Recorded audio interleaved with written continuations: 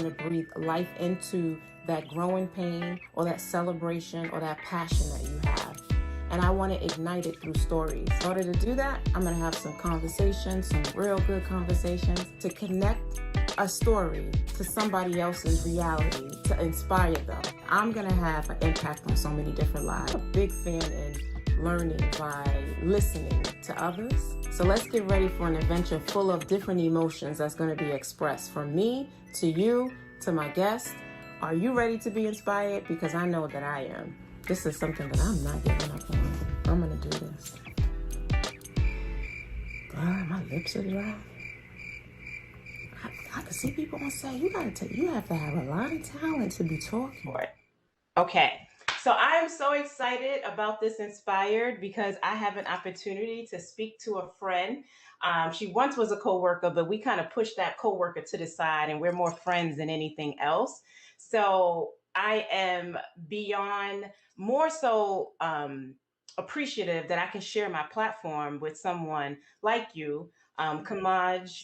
I'm so ready to get into this topic that you have no idea because I feel like mental health is just something that we take for granted and we don't talk about it a lot, and especially in our community.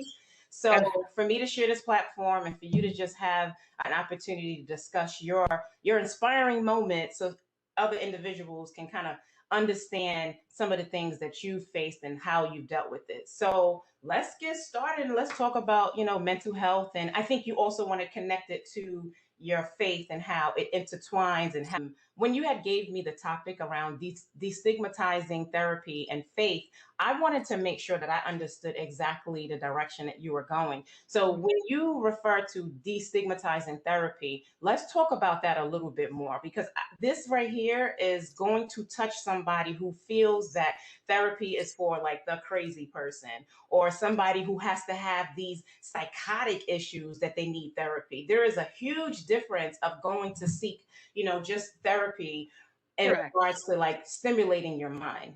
Absolutely. So, I mean, I'll say I've come and started going to therapy as an adult, um, but I did do it once as a child, and I'll give you some context. So when that happened, I was probably about to elementary school, moving into the middle school space, and or no, I was really in middle school at that point, and my grades started to kind of slip. So I was always like a high 90s kind of kid, um, and they dropped to like the mid 80s. Now, full context. I come from a West Indian household, and so I mean, of course, I've always been kind of a mischievous child, always getting into hijinks and whatnot have you. So it was probably a combination of my little attitude started to kick in, and my grades started to kind of shift in a direction that my mom was really concerned about. Of course, she tried to talk to me, and I was kind of like, there's nothing wrong, everything's fine. And she was kind of like, well, something wrong with you because, you know, these grades ain't gonna make it. And I don't know if it was that someone suggested it to her or what, but she was like, maybe you should see a therapist.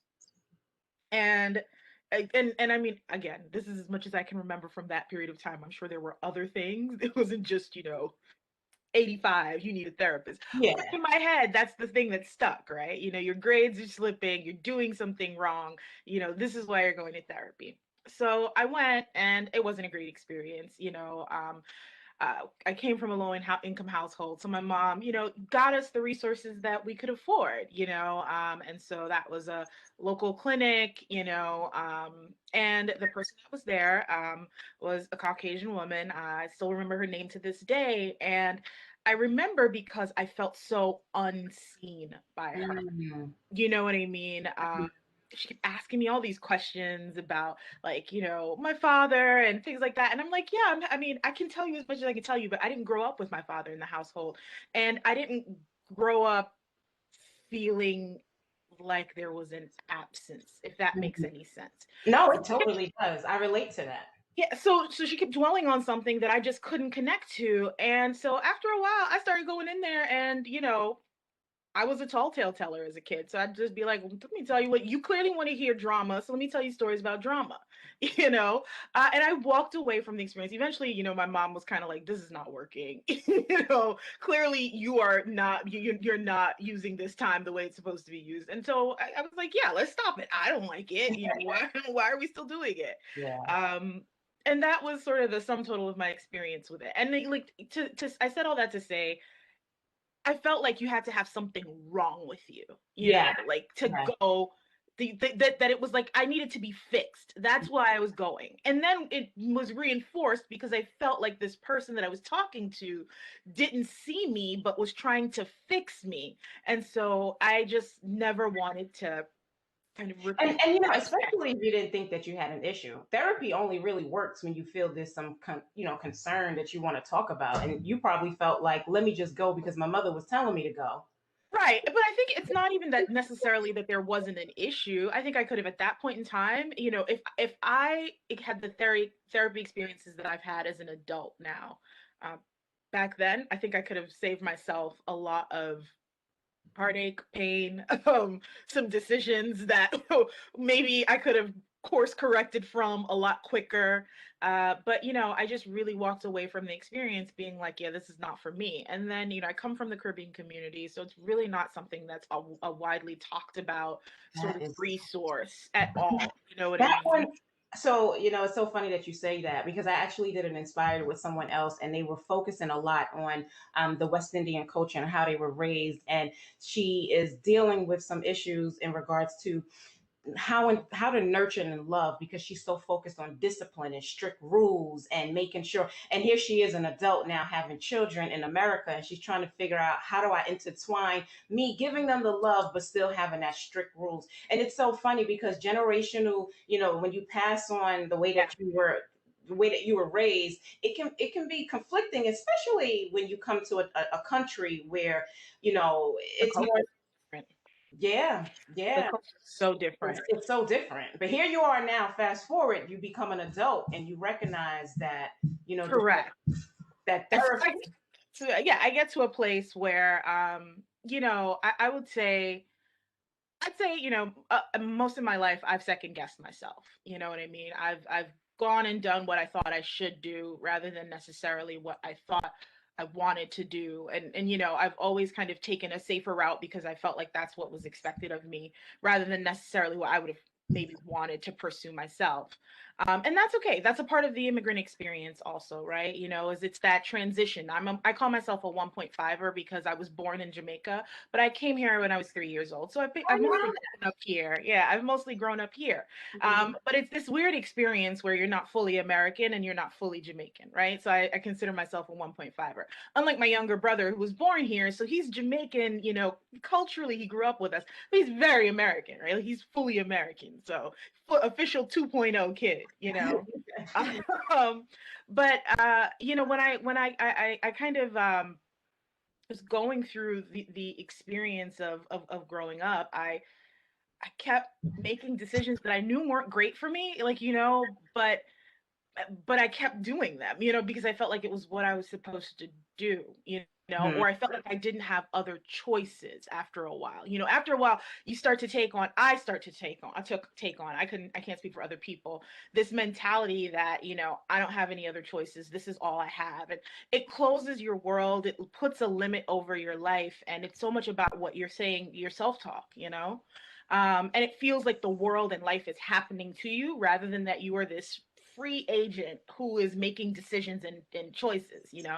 Um, so, I got to a point, I've still had, and now that at the place that I am, I can say I've had pretty good success in life. You have had I've a lot had of success. Can we give yourself some more, big ups and patting yourself on the back? That's one thing I always say. Us females, we tend too often to kind of like water down some of our accomplishments. You are an amazing person when it has to do with your career. So, like, let's make sure we make that known. Thank you. I mean, I'll say this, I think that I've given my coworkers along the way some rough moments. Because in truth, now that I look back on it, I was really struggling needing mental health support and I didn't know how to ask for it. And I certainly wasn't receiving it, and so there were times where I wasn't the best coworker, I wasn't the best employee. I was always high performing, but it was the kind of highs and lows that were, it breaks your neck, you know what I mean? I understand. I You know, understand. and that's hard. That's hard because when you come into the world of employment, people's lives are so full. It's not that folks don't want to help each other out, but like I gotta put my life jacket on first, and so folks don't. And again, you gotta call out for help for me to help you. Sometimes that's just the way life is. Every once in a while, we're very fortunate. We have people who come alongside us and rescue us without us even knowing we needed rescuing. But for the most part, a lot of times we have to be able to speak up and say, "I need help," right? And I was not very good at saying that. Did you know you needed help, though? I think that's one of the questions. Did you identify that there were certain things that I'm not expressing and I'm bringing it into my, not only just work, because I would only imagine it impacted your personal life as well, too. Oh, 1000%. I think I knew that a lot was wrong, but I thought that I was wrong. If that, like, I was clearly the issue, the I relate to you. mistake. I relate. I understand. Now, before you knew that there were certain things that I need to kind of get out, did you say to yourself, I'm gonna put my all into my faith-based, direction to understand that that is probably the reason why I'm feeling what I'm feeling because I'm not giving myself to the Lord accordingly. Yeah. So, but I will say, first and foremost, I did not expect to come to Christ the way that I did. I came to ask a friend to do a friend's hair and to say, "Hey, what's up?" And she invited me to a church service, and so I was like, "Sure, I'll come." And I ended up like practically on the floor, like Oh giving my life wow. over to Jesus Oh and wow. full on Pentecostal experience. Uh-huh. And it really was a change point for me. I was so unhappy with my life at that point. And so I really believe that God always knows, right? You don't have any plan for that to happen, but God knows exactly where to meet you, where you'll be the most receptive. That's my belief. Um, and so that day, I came to Christ, and I just it felt like this was what I needed. I needed someone who could love me unconditionally, who could see me as I am, as I have been, all of the nonsense that I've done, all the nonsense I'm probably still gonna do, and to still be like, I just love you, Yeah. and I really see more in you and for you as you are, and I'm not going to hold those things against you.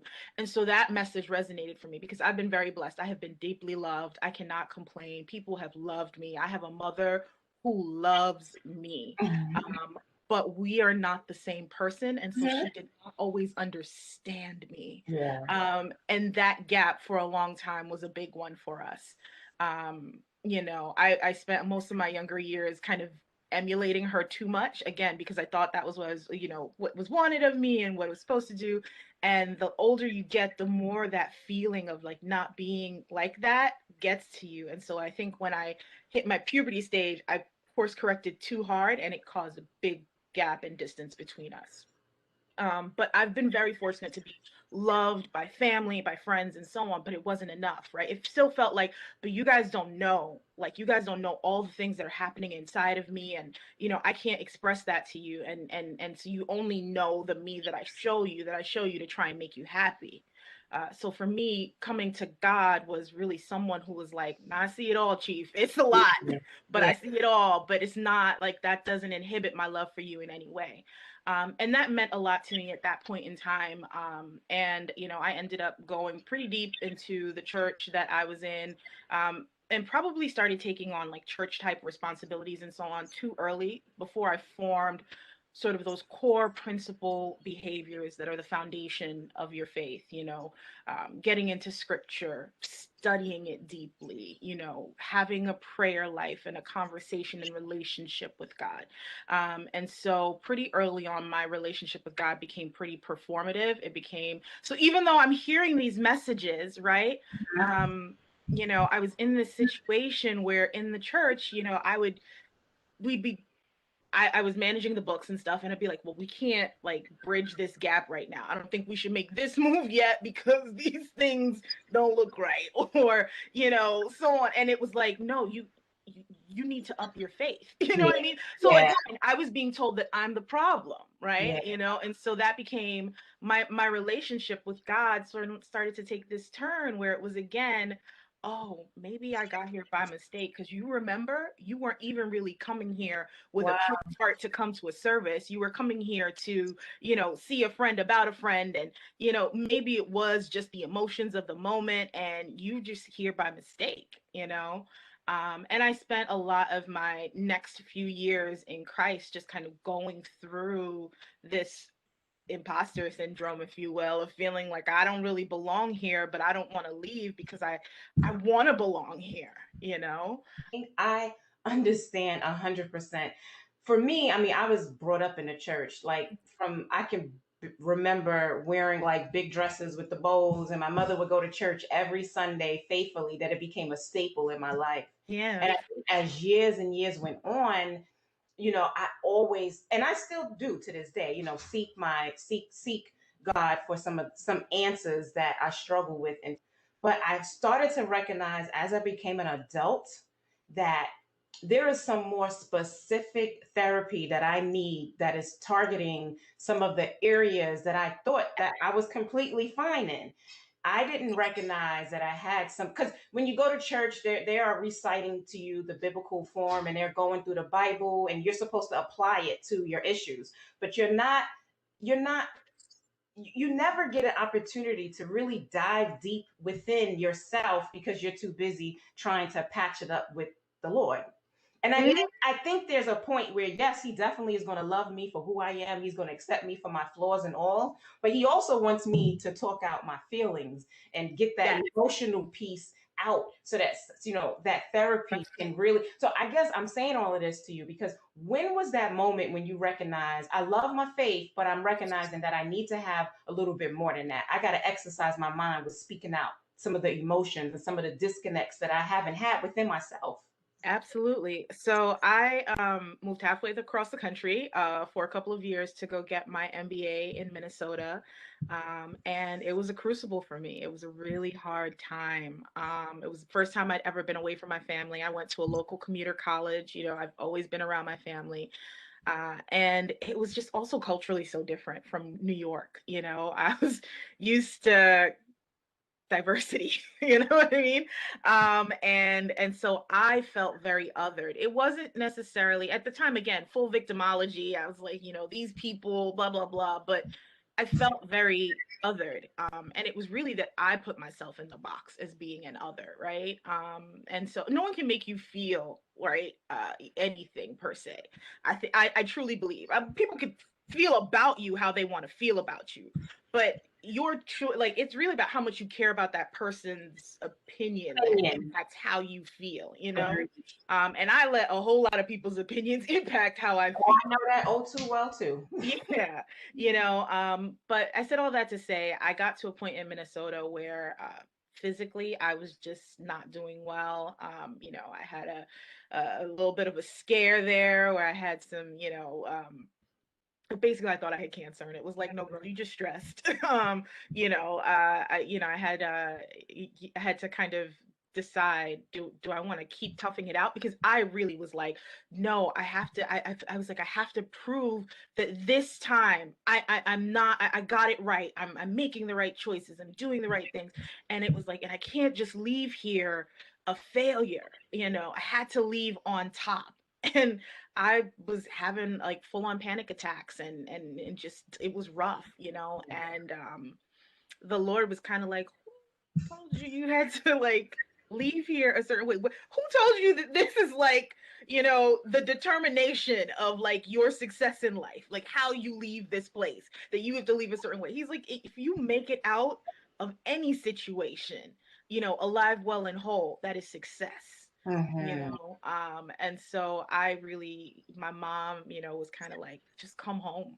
And I genuinely heard the voice of the Lord being like, you do not need to stay here. If you stay here, this is your choice to stay here. Don't put this on me. I'm not the one that's telling you you need to be here. That is your pride that's doing that. And so I left. I left tail between my legs, came back home. And for a few weeks, kind of rested back up, got myself back together, and started working again. About 5 weeks off, and I started working again. And for the first time, I had coworkers that I loved. I had a boss that I loved. I didn't love the work as much because I'd gone to school for, I'd chosen a path that was along the sort of organizational development HR route when I was in my MBA program. I actually switched over from finance to that because I was like, oh my God, this is it. This is what I'm actually interested in. And I'd never really thought about that before. Saying that for the first time, I kind of had all these great things going for me with this team. I was doing finance, which wasn't that much interesting to me, but I still loved my team. And I was working I was doing a consulting, kind of like a contract gig at L'Oreal. And so there's makeup. I could wear whatever I wanted to work. I could wear shorts to work. Like, I mean, everything was going right. And one day I just couldn't get up. I just, everything was going right. And I just stayed in bed for 3 days. I didn't call into the office. I just stayed there, and I just lay there, and I had no idea why. And it took me out. I mean, like Letitia, it took me out because I was just like, before I could say I was in tough situations, I was in high pressure jobs, I was in, there were things happening in my life. There was always a reason for why I felt like I was struggling in terms of my mental health, what I would now call my mental health and well being, and just kind of being stable and Mhm. being at peace and centered, right? Always an external source reason why. And for the first time, everything else was going right.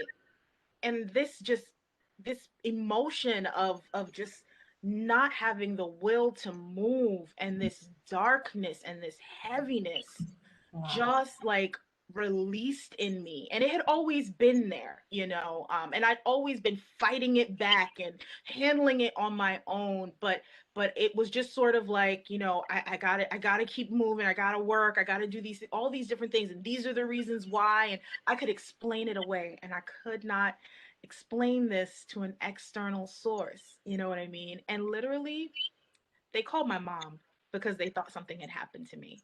Mm. And my mom called me, and she was like, "What's going on?" And this was like the first time that my mom, I think it really hit her that I needed something, and it wasn't going to be just fixed by trying hard. You Yeah.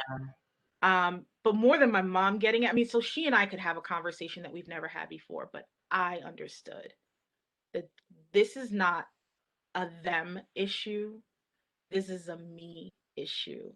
And it scared me because I felt like if I don't know what to expect from myself, and if I don't know how to control myself, how do I live this life? Like, how do I know that when this is going to happen, and how much worse can it get? And I scared myself. And I genuinely believe, I don't believe God ever sends calamity to you. I don't believe that a God who's benevolent, who loves you, who cares, just like a parent. I don't think a parent sets out to harm their child. But I Yeah. think that there are times where they let them explore the extent of their boundaries, and they say, you're going to feel some of this life on your own. And, when you hit that consequence wall and you realize you need me, you'll come back to me. And so I hit my consequence wall of neglecting, myself, and neglecting um, what it means to care for yourself and to love yourself. And so I was crying out to God, and I was like, I don't know what to do. Like, I was like, it's not like I don't try and read the Bible. It's not like I'm trying and pray to you. Like, what do I do? And so I was having a conversation with my mom, and she was like, Kamash, maybe you just really, she's like, maybe we need to try this therapy thing. She was like, I was talking to a coworker, and of course I'm like, mommy, why are you always talking to people about me? um, but she had a coworker who was going to a counseling service, and they kind of worked based on your income and so on. And so she was like, just check it out, see what it's about. I appreciate that you shared that story with me as far as, having that moment, because I think way too often we sometimes try to disconnect ourselves from feeling that way and push yourself to feel a different way. And especially based off of what you told me, how you were raised, I would only imagine, correct me if I'm wrong, right? The upbringing was about making sure you get it done and there shouldn't be no issues. You have to stay steady on this train, this ride. And here you Yeah. are probably internally struggling with certain things because emotions and discipline just did never connect Yeah. with one another. So here Correct. you are now, your mother is telling you, I think it needs to be a little bit more deeper than just brush it off and move on. Correct. Correct. How did you, so keep telling me a little bit more what happened next? But yeah, when I got to that point, like I said, I really just sort of I had that come to Jesus moment, if you will, where I needed real help. It couldn't come from reading an article or, the Serenity prayer or a verse. Exactly. Mhm. No matter how many Psalm 23s I recite, like, it wasn't going to be it. I needed a lot more to help and support than that. And so, I that was back in 2016, and that was my first time where I really approached therapy as a choice. And I was at that place where I think my approach was, no, Lord, this has to work, because me living inside of this body but feeling like I can't control it, or not even that I control it, but that, like, I have no that this being can interact separate and apart from myself, and what I thought was my will, was just, it was not okay. And I think for that also was when I really got to the point where I realized that, as much as I was enjoying getting dressed up for work and putting on makeup and all of these fun things, because I told you I was at L'Oreal, I realized that, like, I wasn't looking at myself, if that makes any sense. No, it makes I a had lot stopped of sense. looking at myself because I just didn't like what I would see when I took the time to really look at myself. I would look at, like, the makeup that I put on my body and the way that I would put my hair or the clothes that I put on. But, like, I wouldn't look myself in the eye much when I was in the mirror. And now I can, like, steady gaze, look at myself, naked even, and just be cool with what I see wherever I am. But that was, like, not the story then. And the story was, I walked into therapy the first time, and I spoke to this young woman, and she was kind of like, well, what do you want to work on? And I said, well, I want to work on the fact that clearly there's something inside of me that can, like, make decisions outside of me. I said, that's number one. And she was like, so what's number two? I said, I don't know why I said that's number one. And she was like, well, there must be a number two then. And so, she was like, we can think about it, what it is. And as we kept talking, I just really, somehow it came out, and I was like, I just don't like myself. I don't like who I am. I don't like how I feel about myself. I don't like anything about me. I was like, I know a lot of people love me, but for the life of me, I can't understand why. I was like, I think I'm more trouble than I'm worth. I think it just, like, it doesn't make any sense. Like, I know better, but I don't do better. Like, I had nothing good to say about myself, Letitia. Yeah, One good thing, yeah. nothing. I could recognize that people would see these things about me, and I'm like, and I don't know. I think they're crazy, or I'm a really, really, really good liar. I was like, but I just don't see it. And that was it. That was when I kind of actively hated myself after a while. I really didn't think I was a good person. I didn't think I was, worthy of love, not the love of the people that are around me, and eventually not worthy of the love that I kept saying I wanted to receive from God. Um, It's so funny when you're speaking right now, literally, you are sending chills through my body because I know we didn't know each other many years ago, but I feel like we were having similar stories because I know that feeling of everyone loving you, but you not even connecting to that piece. You didn't see what people saw. And for me, darkness was was in my life for many years, especially as a young lady. As I sit back and I think about it, I was mhm. in survival mode. Like, I was that type of person who was a go getter, who always wanted to do more, who wanted to be on top. but deep down inside. And I wonder, let me ask you this question. Do you think that it comes from, although we have similarities when it has to do with our parents, my mother loving on me and your mother loving on you, but I do feel now I understand that that disconnect with the emotion, me diving a little bit deeper and talking about my feelings and expressing it. Because my mother was on some, you better make sure you get that degree. You better make sure that, you push yourself in life. Like that's where it was. But there was never no emotional, for me, there was never no like emotional kind of dive into, I was, not to go off topic though, but I've been like following Amanda Gorman, the one who did the inauguration, Yes, right? I love this young lady. She's like 23 and she's amazing. such There a was gem. she really is. There was a story that she shared that just really touched my heart, that made me think about my kids and how I want to kind of approach it. She said that when she was growing up, and she grew up with a single mom. At dinner time, she has a twin sister and a brother.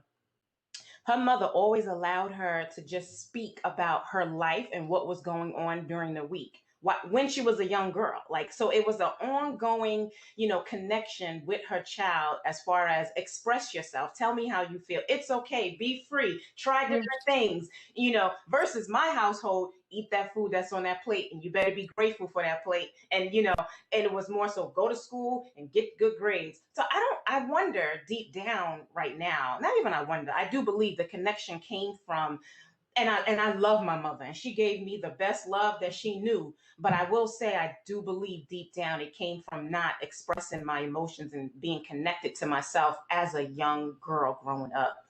yeah. I mean, I think so, Jamaican folks don't really mess around with emotion too tough anyway. Uh which is why my mom is actually really atypical, it sounds like, from what I've from other Jamaican people that I've grown up with, in that, she was always very vocal about loving me and like giving love to us, Yeah. hugs and kisses and all of that stuff. So I grew up with that piece. Um and I think with my close people, like that's how I am too. Like I want to like hug and like kisses and oh I missed you and all that good stuff. But then it also was this is like private you, and then there's like out in the world you, and very compartmentalized. And so that's sort of the thing, right? Like this is how you show up in this space, and this is how you show up in this Mm. space. And so I think that in the West Indian like culture, there's a lot around obedience. I mean, the Black culture, I think, as a whole, across the diaspora, but about obedience and like how you show up and represent those around you and so on. And so, kind of, yeah, I've learned to switch up and be different things in different places and so on. And I'll say I have always been, as a result of that, a very compartmentalized person. Oh, okay. So this is Things probably how. yeah, exactly. And that's how I would deal. Like this goes in this box, and this goes in that box, and this is Yeah. I gotta shove that away for now. I can't really deal with that right now. And so there were so many things, It piling had up to in be black and boxes. white. It had to be black and white. It was never Ex- gray. exactly. And I think my mom would tell me, all the time that she loved me and all of these things, right? But of course, you know, she felt like I was so much brighter than she was when it came to learning things. And my mom's no slouch. Like, she came to this country to get a PhD. Like, that's what, like, so she's not dumb, but she's a hard worker, right? Like, so she doesn't just read something and it just sits there. Like she just soak it in and again work hard. Whereas for me, there are a lot of things that have come, like I can read it, I can get the gist of it and so on. And so she would push me. She's like, oh, you've got so much more and you're in a place of more opportunity. And, like you got to go. This is why I came to this country, right? It's so that you can go for the gold. And it just started to feel so much like pressure. It Wow. wasn't just from her, right? Because then you get Yeah. into these programs, gifted Yeah. programs. And Yeah. same thing, right? People are like, oh, you're not working up to your potential. And that became like the thing for me. Like I was like, well, what does that mean? What is my potential? Can someone tell me so that I know what exactly I'm trying to climb up? But when it feels like this thing that's like, just it constantly grows and it's got no limit or boundary, instead of feeling like I had within me what I needed to scale it, I would feel like every time I didn't hit the mark, that it was just proving that I really didn't have this and they were wrong, but I didn't want to let Wow. them down. you know. And so I That's where that darkness probably came. exactly, because the stories you tell yourself Yourself. is that this is actually a lie, you Wow. know, and And that's this, that imposter syndrome that you start to develop because of that. yeah, and I know that's what we're calling it. And I guess there are things to the imposter syndrome that I'm like, I don't know that I identify with all of it, but I get it. But exactly, yes, it's definitely that sense of like, I'm gonna get found out any moment now, and it's gonna be bad, you Oh know. yeah, I'm telling you, I know that feeling. I remember. Let me tell you something. I know Oh, this sounds. I used to think in my mind when I would go up and I would go to work and I would show up and people would always ask me to do these amazing projects and I used to be so excited. But deep down in my heart, I used to say to myself, you know what? They're gonna know I'm this little girl from East New York, Brooklyn. I shouldn't probably be here. I just got lucky. Like I never used to give myself enough credit. Literally up until I left corporate America. I think I used to always. I enjoyed a challenge, but the struggle that I dealt with internally because I felt like they're going to know that it's not the real me, that I was yeah, fake and phony, and I was carrying on these bricks of feeling like, you know, you're the next person that's going to rise to the top. But deep down in my soul, I'm like, I don't think I'm even good enough to do that, right? Like there were times when I had those moments, a lot of yeah. times. And so that's basically been me my whole life. To what you're saying because you're saying some real good stuff. That's my main goal. Spreading out inspiring words like this, it means so much. And to be vulnerable, because that's what you're doing right now. You're being vulnerable. And us as females, that word vulnerability needs to be connected to us way more often so we can live our best life ever. It's a part of strength. People always think that it's the opposite of strength, and I'm like, I don't know that it is opposite to strength. I think it's a part of strength. I think Uh, so too. I think so too. Develop like understanding those areas where you feel that if you expose yourself that you're going to be judged. mhm. Honestly, right now, I think you expressing yourself makes me feel that you've gotten to a place where you're free of Yeah, some of those dark areas, right? So like so I kind of want to talk about that as well too, right? So absolutely. here you are now going to therapy, and your therapist kind of, you know, was able to call you out, and you saw and you recognize how I can start to improve. I want to ask you just in general, when you started to seek therapy, Mhm. how vulnerable were you? How was you at a place that you were able to give your flaws and alls to this therapist? Because I want to inspire somebody to understand that the only way therapy is really going to work is for you to expose and explain and talk about, dive deep. So how vulnerable was I to start with? Pretty vulnerable. But I've always been a very self-aware person. I live a lot inside my head. You know, now that I've been in this space and I know, like, you know, the Myers-Briggs types and things like that, you know, some of that kind of the psychology behind personality and so on. Have been very self-aware. So even when I was like I was a kid, like I said, I was a tall tale teller. But like I was always very aware of, like, you know, I don't know how to explain it, but like of myself and but the other piece was I was so scared, Mm-hmm. so Yeah, shook. Words can't express. I yeah, was shook after yeah. that experience. And so this was like, you know, if it's like get rich or die trying, this was like, you know, get whole or like die trying. You know what I mean? And so I walked into it like whatever it is we got to do. This space is a space. I never thought of it as me talking to the other person and having to like adjust myself for the other person. I walked into it saying, this is for me. If Good. I can't be real in this space that I am seeking out for me, then I'm in a whole lot more trouble than even I realize. You know what I mean? Like there's even more for me to be scared about because then that means I can't even be self-aware with myself. I can't even be truthful to myself.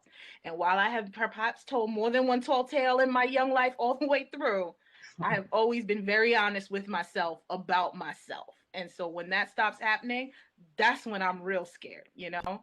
Um, so for me, going into that space of vulnerability, was not an issue because I didn't walk in there thinking I had another opportunity or choice. That was the only path forward, Yeah. you know.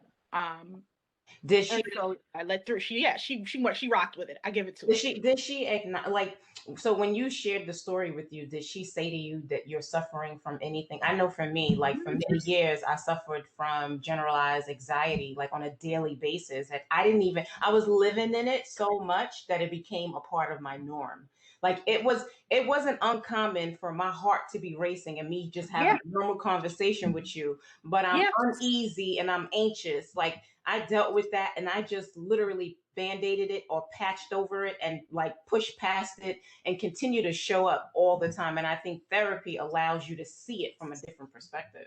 Well, so I would hypervacillate between anxiety and depression, right? Because of my anxiety, I would then take actions that weren't the right actions to take, right? Because I'm like, I gotta try and like hide it so that people don't see all the mistakes that I'm making, right? And then, which causes more anxiety. And then eventually, right, I can't keep all of that tension up and I would go into these deep depressions. So it's kind of I've been on both sides, right? Where anxiety is like really looking to the future and what will happen and being fearful about that. And Yes. depression is about when you sit there and you reflect and you ruminate again and again over what has happened, and how you have no power to change that. And so she didn't have to say anything because I came in and I was like, yeah, I feel like I've spent most of my being anxious about these things and super depressed about these things. And she's like, well, she's like, I feel like we're in a good place because you've got the terms down, you understand them and the concepts, and so she's like, so let's talk about, what you want to accomplish here. And I think the first thing I said was I was like, I can't go on feeling this way about myself. I was like, I mean, I'm scared about what happened, but I said, but clearly when I got to that place where I said, like, I think I hate myself. I think I really do. I was like, I can't go on living in this body with this soul and hate every piece of it. Like that doesn't work. And so that became instead of I thought I was coming in to fix that other thing, but I realized that this was where I had to start. And so she actually gave me this book by a woman called Louise Hay, called You Can Heal Yourself. Wild stuff. Definitely. You know what? I don't want to say it's wild stuff. It's out there for me. But not that out there. And so she's kind of from the 60s 70s era, type of, I guess hippie philosophies and so on. But she feels like and believes that we have come to this planet again and again, and each time we choose our families and so that we can go through different experiences and learn from them. And then she believes that through this life we learn different things, and we can change the trajectory of sort of where we want to land in life based on what we say, what we think about ourselves, how we start to really talk to ourselves and so on, right? And so I would go through this book and I would read this stuff and I'm like, it's far out there. I said, but I could find a scripture that supported it. Mm. That, I was like, we're coming at it different ways. But there's actually, for me, if I'm taking the Bible as truth, right, is my, my gospel and my center of orientation, I'm like, but there's a scripture about that. And I'm like, and I'm like, but are you really practicing that? And I'm like, and I'm saying, and for me, I'm a very analytical person, so I'm like, if there's this data out there, I was like, that outside of even just your Christian walk, right? That this is widely recognized across different faith principles and backgrounds and so on. I'm like, maybe there's something to it, Kamaj. Mm. Maybe we gotta start thinking about how we talk about ourselves. You know what I mean? And thinking about like what we keep saying to ourselves. And so on, and keep and start really disassembling that. So that's one for the first time. I mean, I've tried affirmations before. I've always thought they were silly. Like I'm like I'm not gonna say the same thing to myself again and again. That's how I used to feel. But then I was like, but technically that's scripture, girl. So is it silly? Or are Yeah, you it silly? all depends on where you're at in your life. I think that's just what it is because I guarantee you, you probably say that to yourself. You got a different response now. Yeah, absolutely. Absolutely, right? So now exactly, I'm like what I say to myself, what I think about myself, I have to slow it down real careful because there's times I'll say certain things about myself and it's like I believe the spirit of the Lord is like, rewind that tape a little bit. Think about that one more time, one more time. So I'll give you an example. Go ahead, Lucia. No, no, I'm only because you make. I feel exactly what you're Oh, saying give me. because I want you to continue to flow, but you are what you think. Your thoughts can impact you. Your thoughts can impact your health. Your 100%. thoughts can impact your family. Your Yes. thoughts are so strong, and we underestimate them because of the physical form of what we see constantly. But continue on. Design creation, I think a lot of people have locked onto the term manifestation and all of that, and I'm like, yeah, this is what we're built for, this is what we're designed to do. if you believe that you're designed to be like, a little God, like a little G, Yeah. this is the creative power, right? That's within you. And so I think I can't say we, I have often overlooked that, and kept it pushing like this. Like I said, life is happening to me. I know. Yeah, I It's say gonna all the happen to you time, instead. don't let life happen. You can make life happen in the direction that you want it to go. And I Correct. think for so long, I did that for years. I was just allowing life to just pass me by. I wasn't choosing my thoughts. I wasn't saying to myself the what Yes. if. I didn't do that enough for many years until I don't know if it got to do with age or experience, but for years, it was just moving along. I'm sure And all the ingredients. outside, everybody thought everything was beautiful. Yeah, exactly. Right. Everyone keeps saying, "Oh, she's so smart. She knows these things. She's got." Then I'm like, Lord, if y'all ever What did you could learn pitch about Herman's yourself? head. What did you learn about? I think another thing too is throughout the therapy, did you understand a little bit more about self confidence and about knowing who you are and not the validation didn't need to come from someone else, it needed No. to come from within you. 1000%. 1000%. And so I think through therapy, what I have come to see is both sides of the story. So when I was a kid growing up, I would come home with a 95, and my mom would say, "Great," and she would say, "Great" to the 95. What happened to the other 5 points? Mm, Right? And yeah, I would forget the great of the 95, but you would five, focus on and that I would five. share what happened to the other 5 points.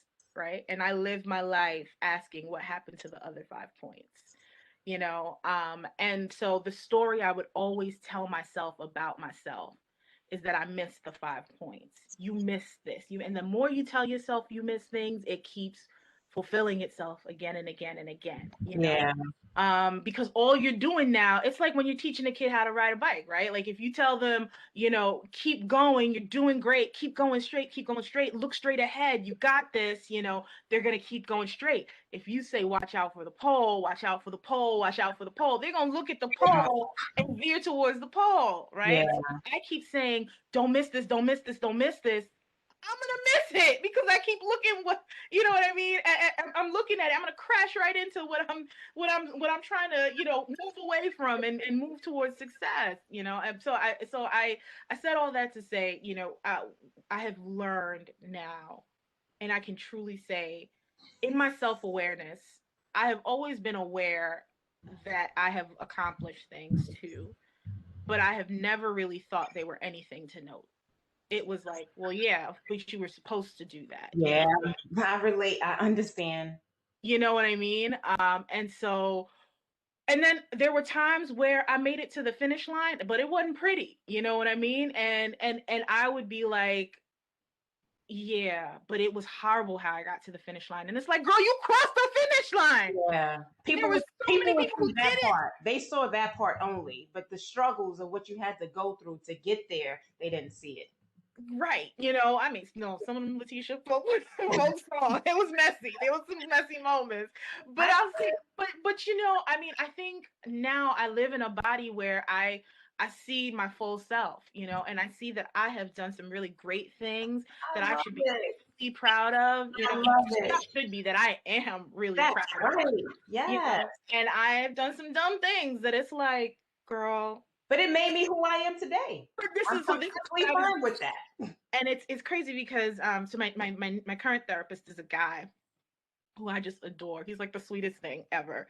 Um and we have these like conversations that are so vulnerable and so reflective, and I always walk out of them like just really having so much more clarity about myself and my experiences as a result of it. And, one of them, I was really just talking about it, and I said, it's crazy. The other night so this actually happened last year, couple months into the pandemic. And I was like, and I said, I really feel like I was like, I had a dream, and I don't really often remember my dreams, but I was like, you know what, but when I do, they're pretty clear. And I was like, and it was like I was watching myself, my old self, doing all the dumb things that I did. And I said, but for the first time, I was just watching it. I didn't Mm, feel anything one way about it, other than I didn't feel like this is stupid, or I wasn't making these judgments on it like I normally would when I talk about myself or I reflect on myself. I was just watching it happen. And I said, and I kind of just woke up.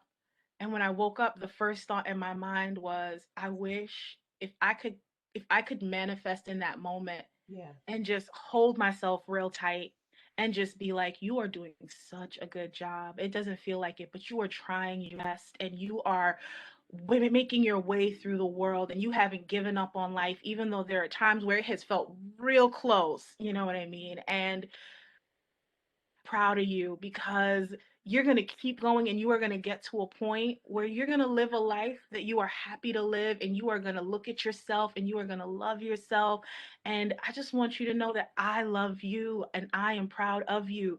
And it was just such a crazy moment, And so I was sharing it to him because it would have that was like a Monday, and my I talk to him usually on Tuesdays. And we were talking, and like by the end of it, we were both like choked up, because that's such to That's go powerful. from you just a matter of what we're in 2021 now, so just about 5 years ago, that I literally was like, I hate myself. I don't know why people love me. I think it's dumb, you know, to being like, no, girl, I love you. I'm proud of you. That's You know amazing. what I mean? That has, Like that's and that feeling of freedom. I think another thing to me with therapy, I recognize that, being more in the present of now and hearing yourself and listening to yourself can really impact how you how you bring yes. yourself to the world. I didn't think that I had control over my thoughts. I didn't think that, just because I thought a certain way that I had to act on it. I thought that I had to literally, whatever was told me to do, I need to do it. And I know with therapy, it made me recognize that I can pause for a second and hear myself and listen to what I'm telling myself. And I think that is so 100%. huge. That is so huge that you had that breakthrough moment. But I have to ask you this question though, because here you are now, 5 years later. Do you sometimes deal with those dark moments, and it may not surface the way that it did years ago, but do you, because I want to be honest, I'm not that same person that I was with the therapy. I've done amazing things with my brain and my mind, and I'm proud of myself. But there are times where I still deal with, some moments where I'm like, oh my gosh, and I got to get a hold of it. So like, do you still deal with those type of moments, and what do you do? Absolutely. I mean, I definitely still get anxious, and I definitely still have these periods of darkness and heaviness, and they come from nowhere sometimes. Like, there was a day where I just I didn't know what it was. But I just felt heavy and I felt sad. And that was the other thing in therapy, is just learning how to articulate my Yes. emotions, Yes. able to say I feel sad, because I felt like the Hulk. The Mhm. only emotion I could feel was a tertiary one, which was anger. I was angry all the time. When Mark Ruffalo said that, in I think one of the Avengers movies, where they were asking him how does he control being the Hulk, and Yeah. he was like, "How do you control, being angry?" And he's like, "I'm always angry. That's how I control it. I'm just always But angry. That's how I behind anger is feel my usually anger." some type of pain and so many other different emotions that you do need to Correct. release. Exactly. And the thing is, going to a bit of the culture piece too, even in the Black Christian faith, so much of it is about like pushing those feelings down. You got to put on the garment of praise for the spirit of heaviness. And I'm like, yes, but a chunk of our Psalms are about being sad. You Yeah. know what I That's mean? true. There's a book Yeah. called Lamentations. You Yeah. know what I mean? There's literally stories of, as a culture, Israel coming together to lament, to to mourn together.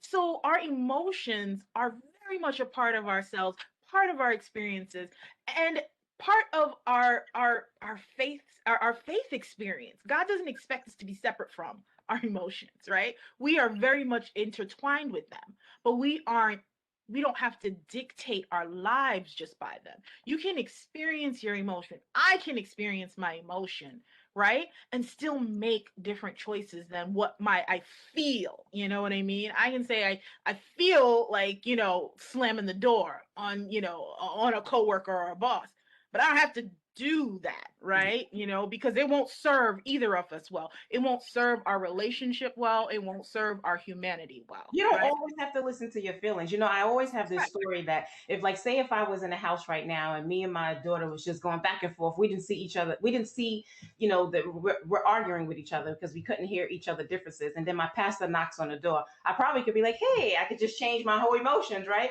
So I Right. can control my emotions. And I didn't realize that as growing up, that you do have the opportunity to choose how you feel and show up. So I think, Thousand- you know, you explained to me how you still can sometimes maybe be there, but you know exactly how to maneuver it much better than you did before. Way better. And I think I allow myself now to be, right? Like to simply be. My emotions are, right? I don't have to think this is a good emotion and that is a bad emotion. They are Mm, emotions. yes, and then on top of it, you know, tell me if you can relate to this as well too. Now I can actually identify how I'm feeling and sit in it and think to myself how I should manage it Yeah. versus it allowing it to manage me. You know, I Yeah. think that is the big difference when you start to seek that therapy because they give you tools and they start to help you understand that. But I'm not going to run away from some anger or pain or sadness. I'm going to be in it and I'm going to understand what I need to do to get myself into a better place. I'm not going to allow it to fester and then I let hours and days go by. Right. I always tell myself it's like it's two words, but I want you to maybe use this as well too because we it sounds like we got a lot of similarities. Sometimes when I get into those moments, when I notice my like I'm kind of shaky, I got the Yeah. anxiety, whatever I'm dealing with, I try to tell myself, what if? What if?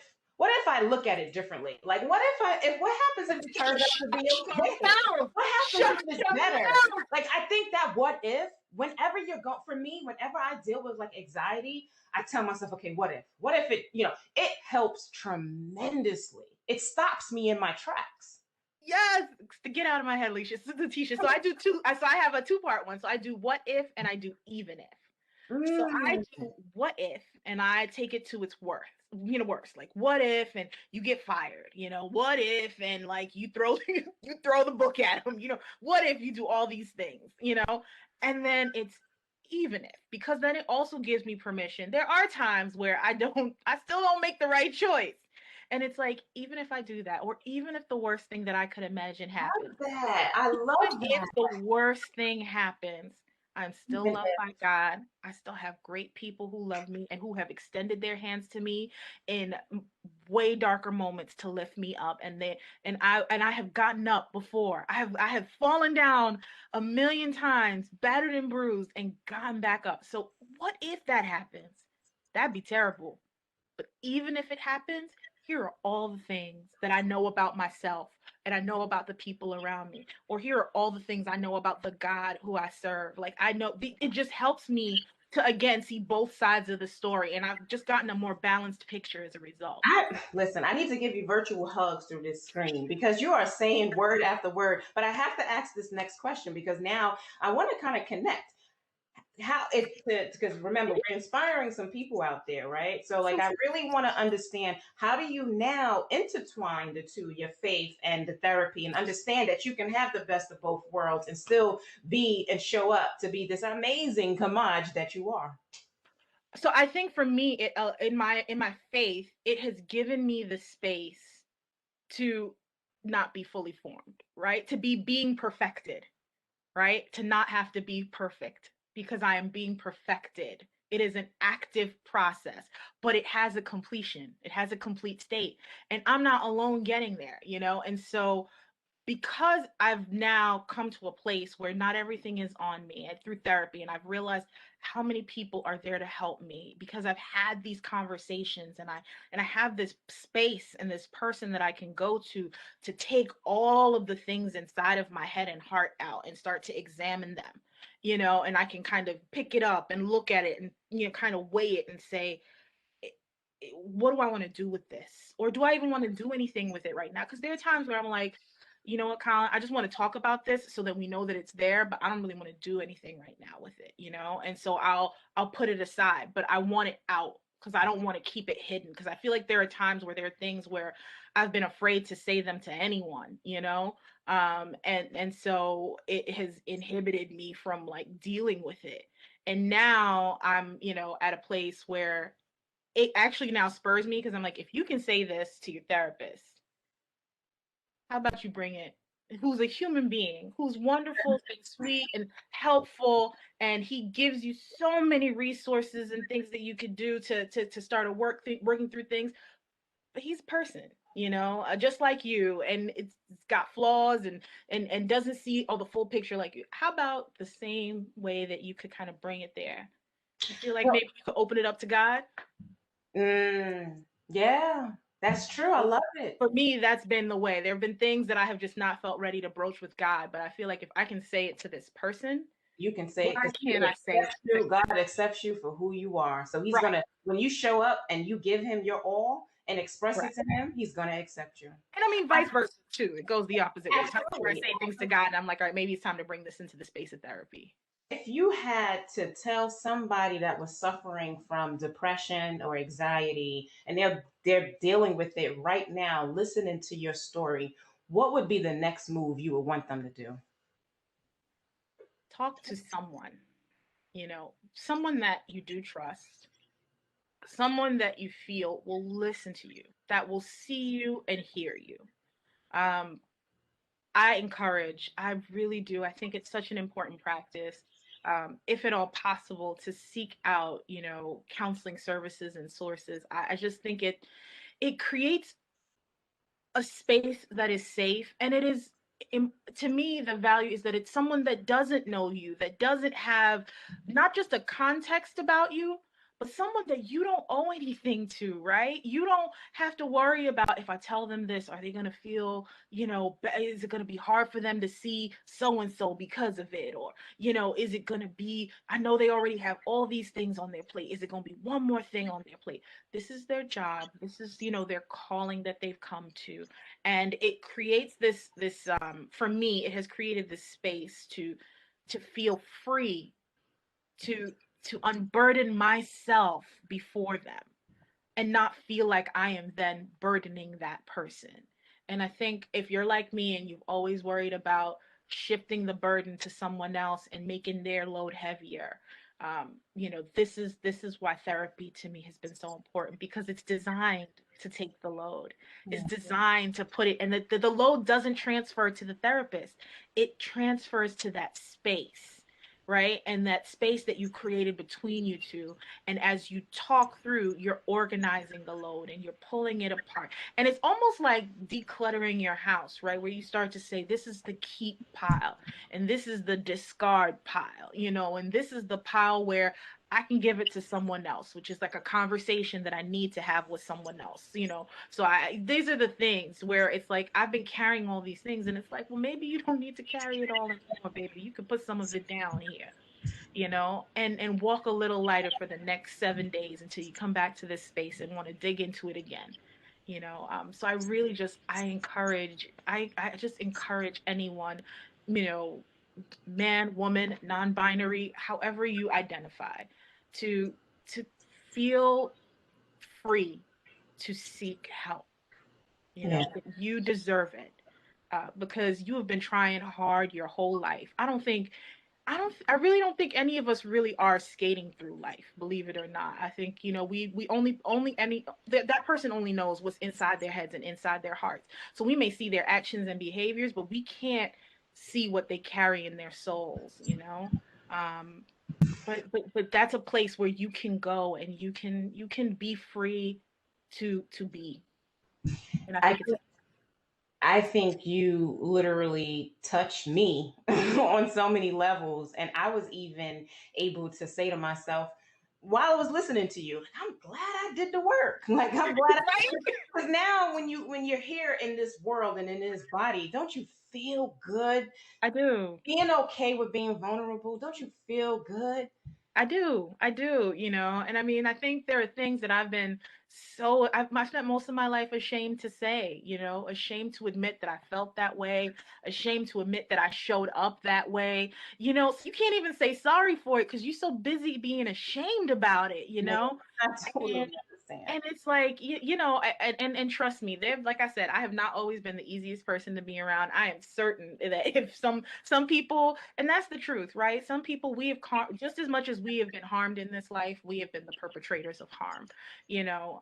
But I think through therapy, I have, you know, learn to try to do no harm, you know, to really think about my actions and recognize that it's not just about me, but it's how it impacts those around me.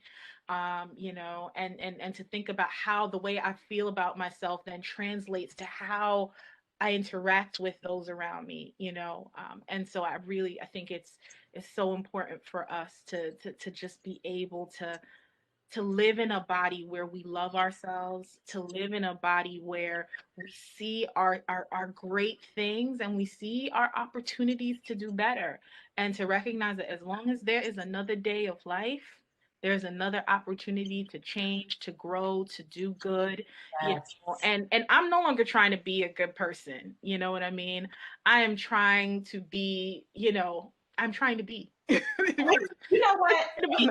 That's really big too, because you know where I'm at in my life? I recognized that for so long, for so many years, I was seeking this word happiness. Like every single time I took an action the happiness is going to occur. And you keep chasing it, but then you're happy just for a moment. Happiness is not long term. And where I'm at in my life, I'm at peace. I Yes. think there's a difference of being at peace versus trying to search and run for this happiness that, it's moments. It's moments in time.